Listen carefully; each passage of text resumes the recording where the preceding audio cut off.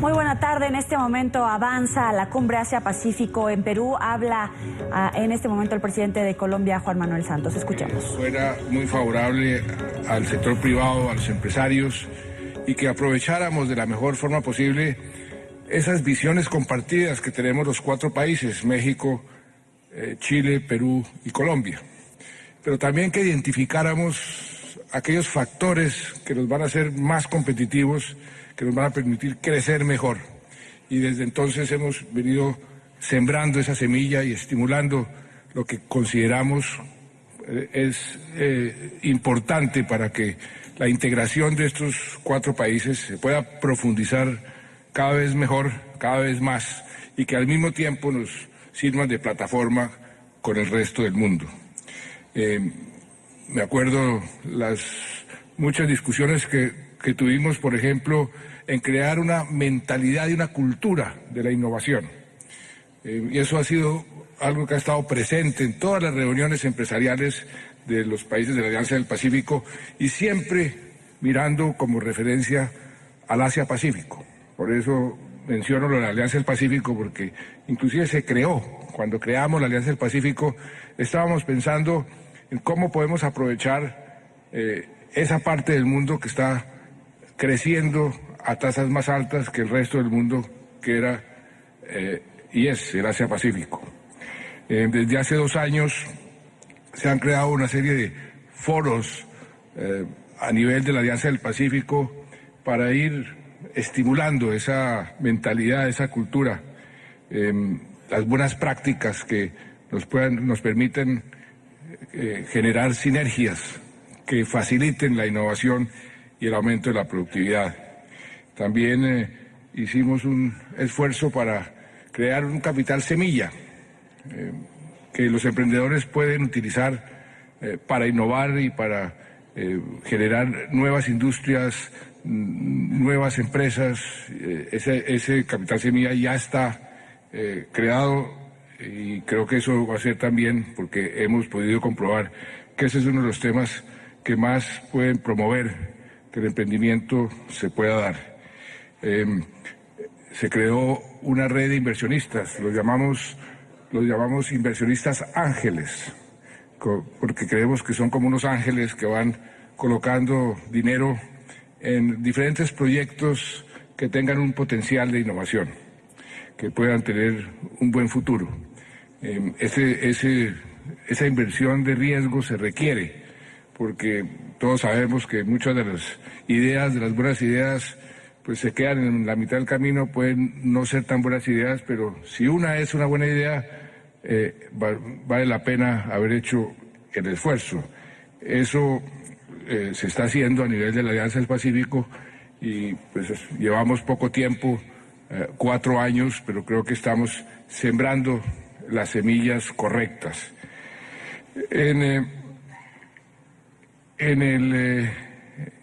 Este grupo de inversionistas ángeles y dentro de la Alianza del Pacífico hemos identificado una serie de prioridades que se complementan perfectamente con todo lo que APEC está haciendo y con lo que hace el Asia-Pacífico. Estimular la ciencia y la tecnología, internacionalizar la pequeña y la mediana industria. Ahí en América Latina y en los países de la Alianza todavía nos queda mucho camino por recorrer. La mayoría de nuestros pequeños empresarios no saben exportar, nuestros medianos empresarios no aprovechan el comercio internacional.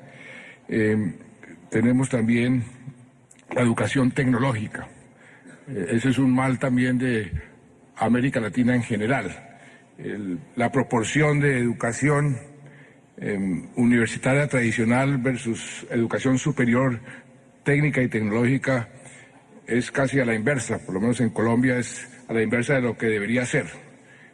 Países como Alemania, como Inglaterra, como el Japón tienen una proporción mucho mayor de educación superior técnica y tecnológica, y nosotros tenemos al contrario. Lo que se traduce al final es que profesionales, abogados o economistas acaban muchas veces es manejando un taxi o haciendo labores que no corresponden al nivel educativo, y eso genera una gran frustración. Y el otro tema que es tan importante, que debemos hacer un gran esfuerzo tanto en el Asia-Pacífico como en América Latina, como en la Alianza del Pacífico, es la facilitación de comercio. Tenemos que facilitar mucho más el comercio para poder hacerlo crecer, y ese mayor crecimiento del comercio se traduce en mayor crecimiento de la economía. Si hay un tema interesante donde hay futuro entre los países del APEC, Alianza del Pacífico con el Asia-Pacífico, es el tema de la biotecnología. En eso yo he sido muy insistente en mi país, diciendo, miren, tenemos que mirar hacia el futuro teniendo en cuenta la biotecnología. Muchos países de APEC, los países de la Alianza del Pacífico, somos muy ricos en biodiversidad. Colombia es el país más rico por kilómetro cuadrado en materia de biodiversidad. Y si uno hace un análisis de lo que está sucediendo en el mundo, se da rápidamente cuenta que las grandes revoluciones que transformaron el mundo, que generaron riqueza, pues tienen unos ciclos. La revolución industrial, que duró 100 años, luego la revolución de la informática, que hizo que el señor Gates o el señor Slim desplazaran a Rockefeller y al señor Ford como los magnates del mundo, pero ha surgido esa tercera gran revolución que va a cambiar el mundo en forma mucho más profunda, que es la biotecnología, el avance en biotecnología.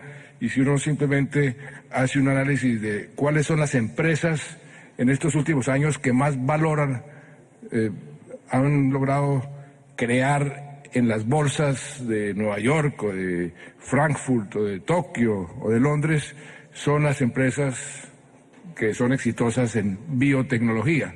Entonces, ¿cómo hacemos para aprovechar, por un lado, la riqueza que tenemos en biodiversidad y el hecho de que la revolución grande que se viene es la revolución de la biotecnología?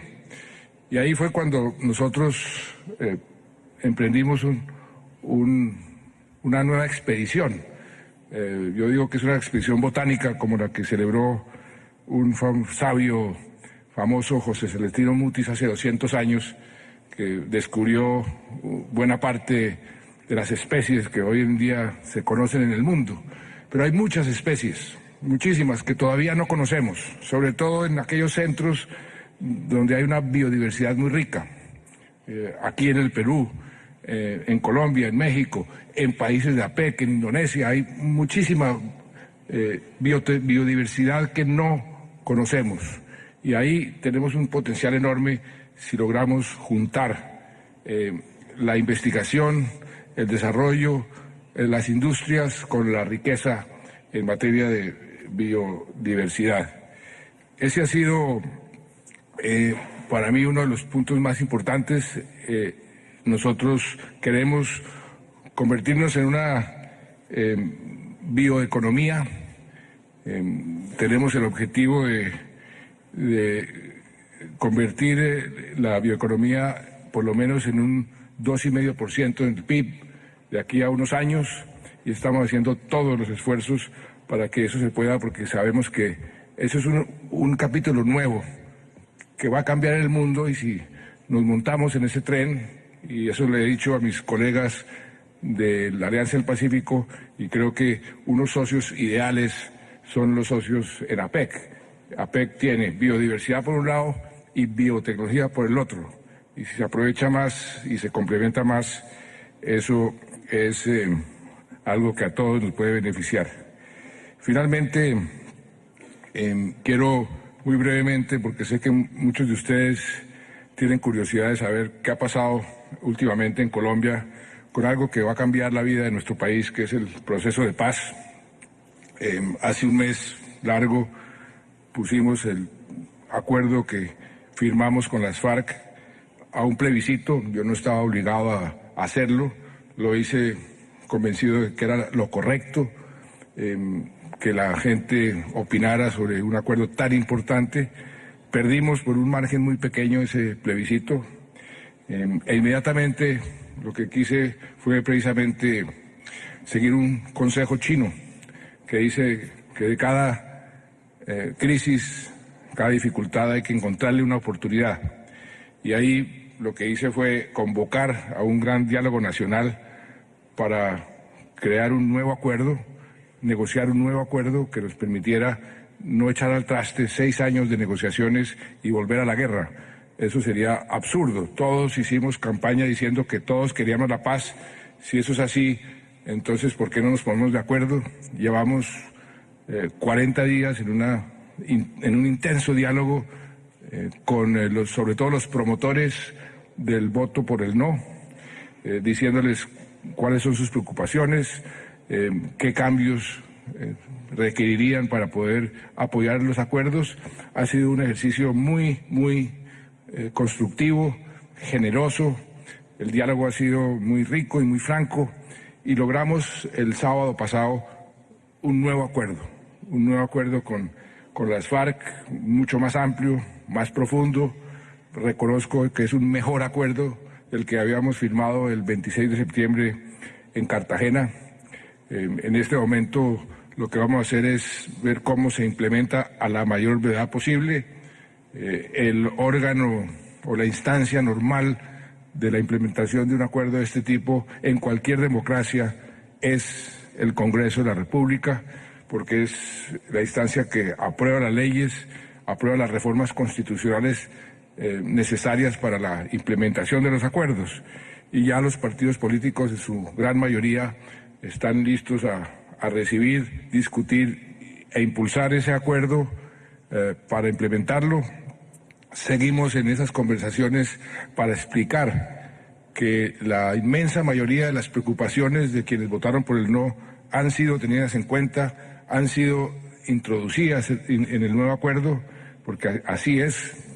Recibimos más de 500 propuestas de diferente tipo, las organizamos en 57 temas y negociamos de esos 57, 56 cambios sustanciales en el acuerdo que habíamos firmado. O sea, tenemos un nuevo acuerdo mucho mejor. Eso, por supuesto, que para el país es muy importante.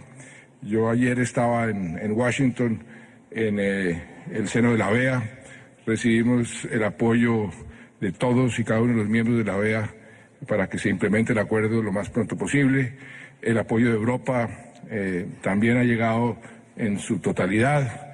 El primer ministro japonés, con quien me reuní hace una hora, me dice tener todo el apoyo. Estoy seguro que China y Rusia, que nos han venido apoyando muchísimo en el Consejo de Seguridad, pues continuarán con su apoyo, de manera que en ese frente se está despejando el panorama para Colombia.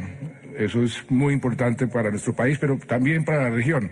Las implicaciones de la paz en Colombia tienen implicaciones regionales, y eso es una buena noticia pues para todos nosotros, para todos los empresarios, porque ese es el último conflicto armado que tiene el continente americano, el continente occidental. Y si logra uno acabar con ese último conflicto armado, pues será un continente en paz, en un mundo que infortunadamente tiene todavía muchos problemas, muchas guerras, pero que por lo menos en el caso